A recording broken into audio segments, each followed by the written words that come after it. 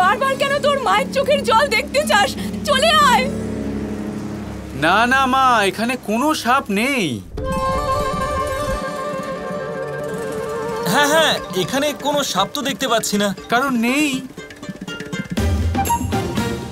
এখানে কেবলমাত্র শীতল জল আছে।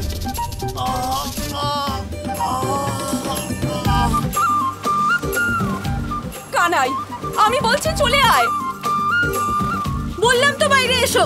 আরে মা, ভীষণ ভালো লাগছে এই শীতল জলে। আর আমার তো পিপাসাও পাচ্ছে। কি বলো কানাই? এই শীতল জল খেয়ে নি আমি। হ্যাঁ হ্যাঁ, খেয়ে নাও। না না বলাই।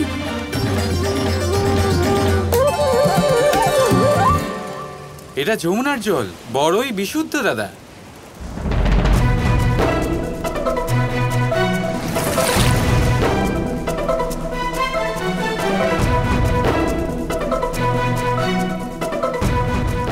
বলো না, খেও না। বলাই,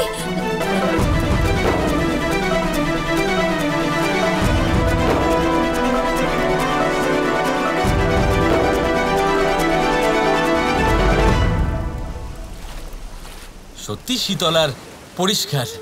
দেখলেন আপনারা, এবার তো প্রমাণ হয়ে গেল এখানে কোনো সাপ নেই।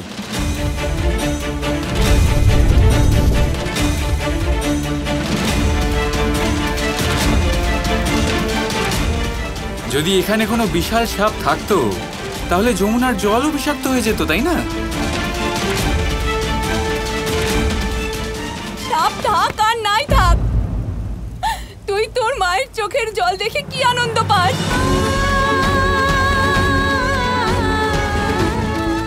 তুই চলে আয়।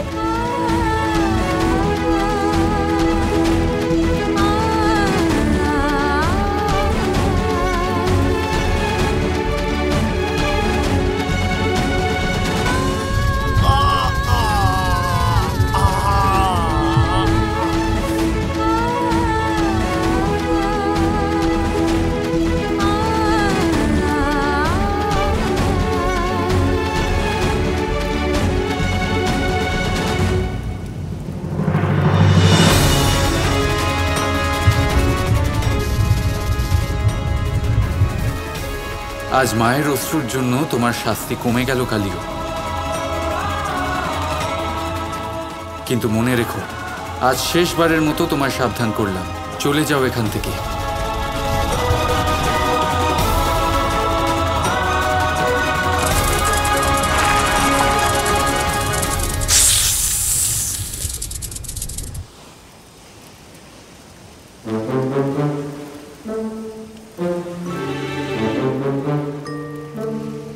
দাদা,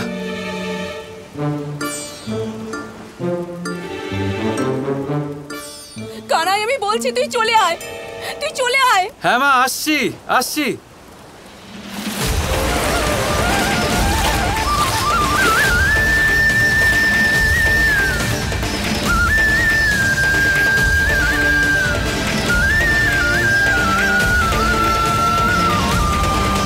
মা, তুমিও না। তুই ঠিক আছিস তো বলাই? হ্যাঁ মা।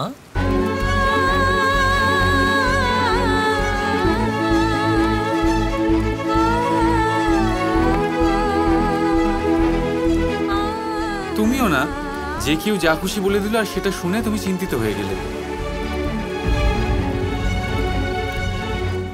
একবার ওখানে দেখো, ওখানে কিছু নেই। কিছু থাক আর না থাক, যখন রাধা তোকে ওই বিশাল সাপের ব্যাপারে সতর্ক করেছিল তখন কি দরকার ছিল ওই নদীতে প্রবেশ করার? তোর যদি কিছু হয়ে যেত? মা, আমি তো শুধু জল খেতে গেছিলাম। জল খেতে গেছিলিস তুই? শুধু যমুনারই জল পেলি? যদি কিছু হয়ে যেত? আমার কি হবে মা? মা, আমার কথাটা শোনো, কথাটা শোনো আমার।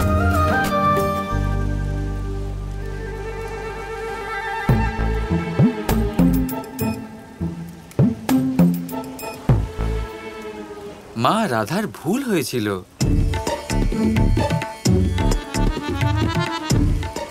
আসলে কি বলতো, ভয় মানুষের চিন্তা ভাবনা করার ক্ষমতা একেবারেই কেড়ে নেয়।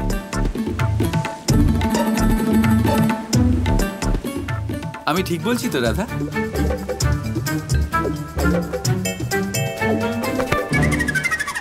আর এমনিতেও যদি এখানে সত্যি কোনো বিশাল সাপ থাকতো, তাহলে সে আমাকে আক্রমণ করতো না।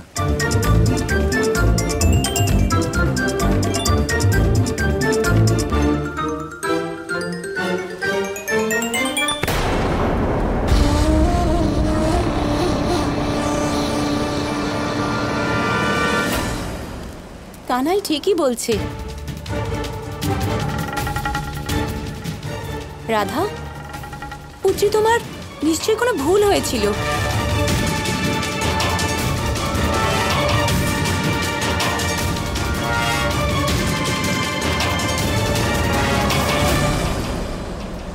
আমি বর্ষণাতে একটা বিশেষ উদ্দেশ্য নিয়ে এসেছি রাধা। হ্যাঁ, ওই বক আমার ইশারাতেই এখানে এসেছিল, যাতে আমি যখন নিজের ক্ষমতায় এই অনুর্বর জমি সবুজ করে দেব, তখন যাতে কারোর বিন্দুমাত্র সন্দেহ না হয় যে এটা আমি করেছি।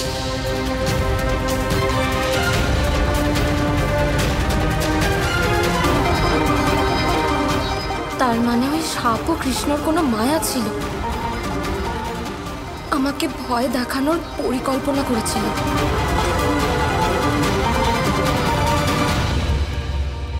নন্দরাজ আর গোকুলবাসী এখানে নির্ভয়ে থাকতে পারেন।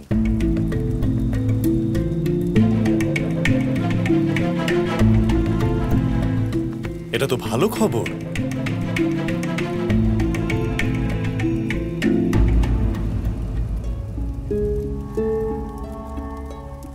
নারায়ণের কৃপায় সবকিছুই কুশল আছে। মিত্র, অনেক দেরি হয়েছে, চলুন এবার বাড়ি যাই আর ভোজন করি।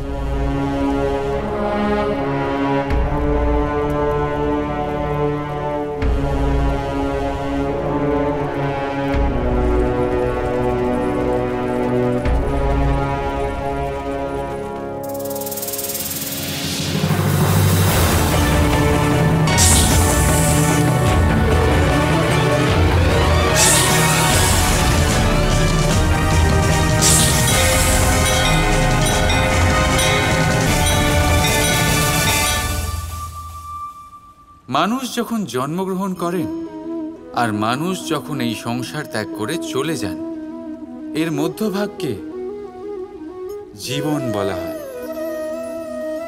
আর এই জীবনে সবাইকে লড়াই করতেই হয়, কখনো শিক্ষার জন্য, কখনো কাজের জন্য, কখনো বা বাস্তবে যুদ্ধ করতে হয়। কিন্তু এই লড়াইয়ের সম্মুখীন হওয়ার জন্য প্রকৃতি আমাদের আরও একটা গুণ প্রদান করেছে, প্রয়াস। কখনো কোনো ছোট বালককে দেখেছেন? না কিছু বলতে পারে, না কিছু বুঝতে পারে, কিন্তু নিজের হাঁটুতে ভর দিয়ে সারা বাড়ি ঘুরে দেখার প্রয়াস করে।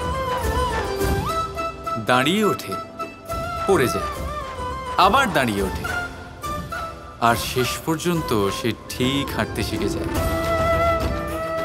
কারণ সে নিজের মন থেকে কখনো হারে না। জীবনে অনেক যুদ্ধক্ষেত্র আসবে, কখনো কখনো হারের সম্মুখীনও হতে হবে, কিন্তু হেরে যায় শুধু সেই যে মন থেকে হার স্বীকার করে। এই জন্যই তো কথায় বলে, যুদ্ধ রণভূমির আগে মনের ভূমিতে লড়া হয়। যুদ্ধক্ষেত্রে হারলে অনেক সুযোগ পাওয়া যায়, কিন্তু মন থেকে হেরে গেলে তা পাওয়া যায় না। রাধা রাধা।